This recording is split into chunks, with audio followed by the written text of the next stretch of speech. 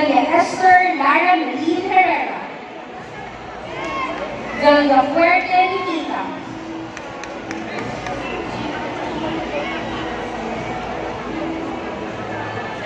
Zelia Nueva Emi Aracatito. Zeliar Jeline.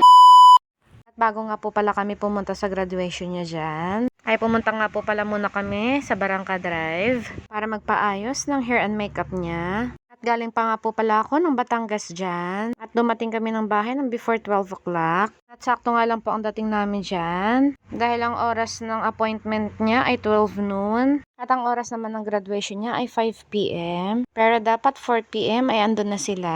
At yan na nga po ang final look ng hair and makeup niya.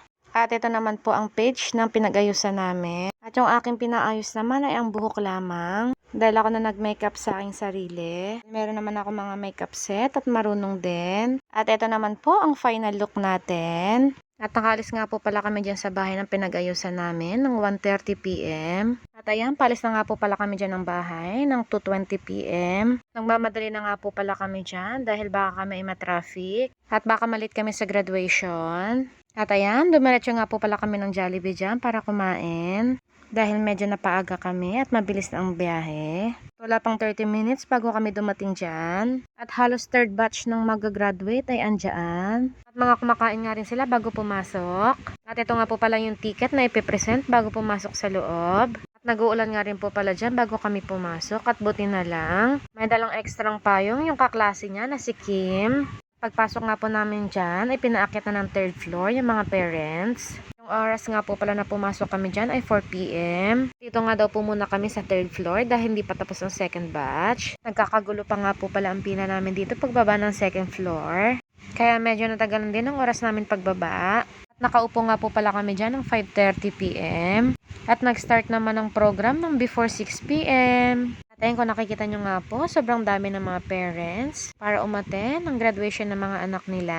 At hindi lang po yung nanay at tatay ang andyan. At pati na rin ang buong pamilya. At nasa 200 plus nga po pala yung mga estudyante na nag-graduate dyan. At lahat nga po pala ng pila nila dyan ay naka-alphabetical na din. Kaya maaga silang pinapupunta. Kaya naman, 1 hour before ng program ay andyan na sila. At nasa first floor na nga po pala nakaupo ang aking maye. Dahil nga po ang kanyang last name ay V. At ito nga po pala ang kasama ko for today's video. Ang aking mahal para umattend ng graduation ng aking anak na si Maye. Kaya naman, maraming salamat sa iyo. Dahil ikaw ang tumayo bilang ama niya. Maraming salamat sa suporta at andyan ka lagi sa tabi namin. At ito na nga ang pinaka-exciting part ng lahat. Ang mahawakan ang diploma. Kaya naman, congratulations sa'yo, Ye. Sobrang proud na proud ako sa'yo.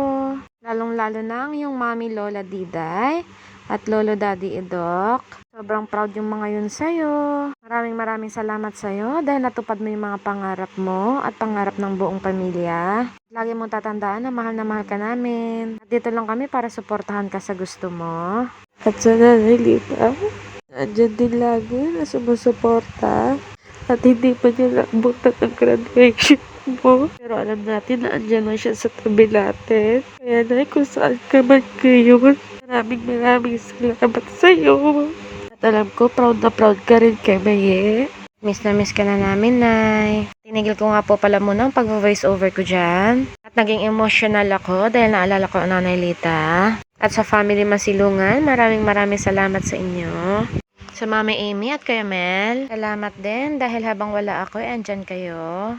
Nasaksihan niyo din yung hirap at tiyaga ng aking Maye para lang makapagtapos ang pag-aaral niya. At sa aking buong pamilya, na isa din kayo sa tumatayong magulang. Na sobrang mahal niyo din ang aking Maye. Lalo na sa aking mami at daddy, maraming salamat sa inyong dalawa. At sa aking mga kapatid, tito, tita, pinsan at pamangkin, mother side and father side, Vego and the Lumpines family. Maraming salamat sa inyong lahat.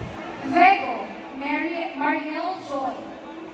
At ayan, ang nakakalungkot lang sa mga parents. Hindi man lang kami nabigyan ng chance para samahan ang aming mga anak na umakyat sa stage. Or kahit sunduin man lang namin pagbaba nila ng stage. Pero sige lang, ang importante ay hawak nyo na ang mga diploma nyo.